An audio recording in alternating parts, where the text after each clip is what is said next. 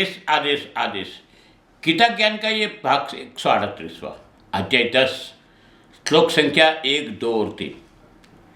आज से शुरू कर रहे हैं अध्याय 10, जिसका नाम है विभूति योग।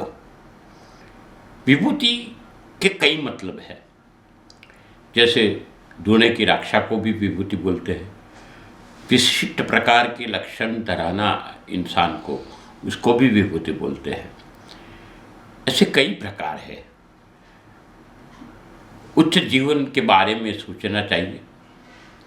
हमें पहले अध्याय में अर्जुन के प्रश्नों या द्विधा विषाद से लेके बिना आसक्ति की भक्ति कैसे करनी, विविधतापूर्ण बातें गुरु शिष्य के प्रश्न के जवाब से माध्यम से जानी। एक के बाद एक जीवन में अनेक रहस्य जाने को, आने को कैसा होता है, ये सब जानना मिला। कैसे गुरु कृपा से परम तत्व की प्राप्ति होती है वो भी जाना। कैसे आसन लेके किस प्रकार से ध्यान किया जाता है, द्वैत क्या है, अद्वैत क्या है, प्रकृति के हर तत्वों में परम तत्व की पहचान कैसे हो सकती है, इसकी अनुभूति कैसे हो सकती है। ये कई बातें हम जीवन के मुकाम के अलग अलग पहलू की बात। यहाँ आसक्ति बिना की भक्ति और सही रास्ता क्या है, जिसके कारण परम तत्व के नजदीक जा सकते हो, वो भी हमें जाना। हमको ये सब जानने को मिला, मगर यहाँ बात असल आती है 333 श्लोक के आसपास हम पूर्ण हो गए हैं। गुरु कृपा से 700 श्लोकों की गीता में से आधे के हिसाब से हम देखें तो 9वां अध्याय भी पूरा हो गया है, और श्लोकों की संख्या से देखें तो भी आधा पूरा हो गया। यहाँ पहले श्लोक में बोलते हैं कि भगवान ने कहा, हे महाबाहो अर्जुन, तू मेरे परम प्रभावशाली वचनों को फिर से सुन, क्योंकि मैं तुझे अत्यंत प्रिय शिष्य मानता हूँ, इसलिए तेरे हित के लिए कहता हूँ। दूसरे श्लोक में बोला, मेरे ईश्वरीय के प्रभाव को न तो देवतागण जानते हैं, ना ही कोई महान ऋषिगण ही जानते हैं, क्योंकि मैं ही सभी प्रकार के देवताओं और मनुष्यों को उत्पन्न करने वाला हूँ। तीसरे श्लोक में बोला, जो मनुष्य मुझे जन्म मृत्यु रहित, आदि अंत रहित और सभी लोगों का महान ईश्वरीय रूप को जान जाता है, वह मृत्यु को प्राप्त होने वाला मनुष्य मोह के बाहुपाशों से मुक्त होकर सभी पापों से मुक्त हो जाता है। गुरु कृपा क्या है, ये तो पहले भी बोला था कि परम तत्व का रहस्य जानना है तो सक्षम गुरु के पास जाकर तत्व को जान लो, ऐसे अर्जुन को आदेश किया गया था।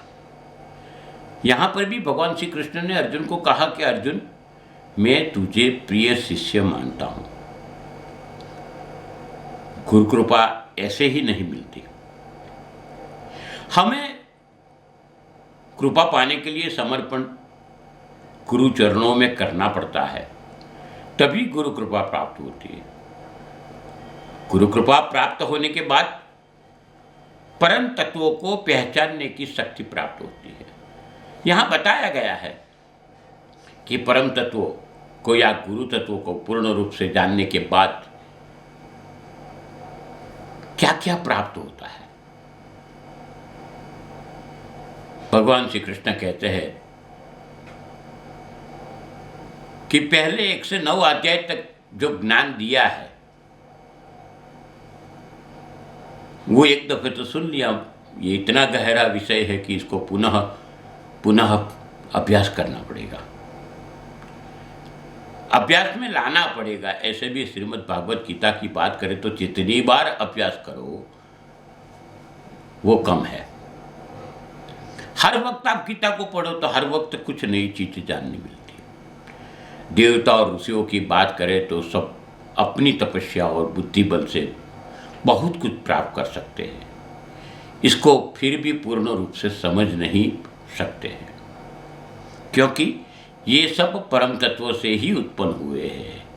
तो वो कैसे जान सकते कि इसके लिए गुरु कृपा ही चाहिए?